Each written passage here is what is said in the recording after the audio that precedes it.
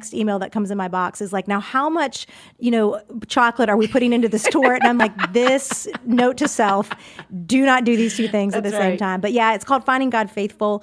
And it is just on the life of Joseph, Genesis 37 through 50. So it was really fun to be able to take one character, a deep dive.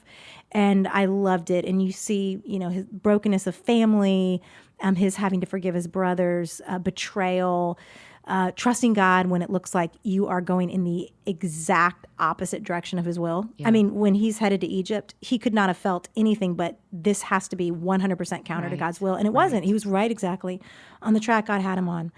I think there's so much that's really tangible for anybody who's going through a hard time, or even for those who are prospering right now, because Joseph had to rule he had to follow Christ in the hard times, and he had to follow, I guess Christ wasn't technically, he had to follow God in the hard times, and he had to follow him in the prosperous times too. So you really get both Joseph in the worst of times and in the best of times being faithful.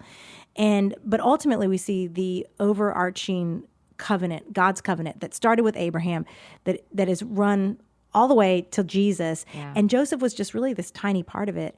And it was so freeing to realize that really all of us are just playing this one part in the grand narrative of God's faithfulness to us. What's the nugget that happened when you were studying it that you went, I cannot believe I have never seen this before? Did you have a moment like that? I think probably when he's in the pit and the cupbearer, finally, Joseph just really lays his heart out. And he's like, look, I got thrown in here. It was unjust. I didn't do anything wrong. And when you get out of here, please tell Pharaoh about me and get me out of here. Yes.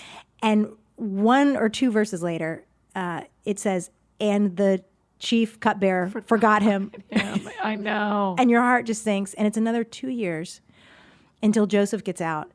And it reminded me that no one's failure, people who fail us can't prevent God's plan for us. That's right. And that's the thing. I kind of had that moment, like people who fail us cannot prevent God's plan for us. And God used that. We find it out later in the Psalms, but God used that time in the pit to refine and purify Joseph and prepare him and make him fit for the dreams that he had for him. Yeah. So it was like those dreams that he got when he was 17,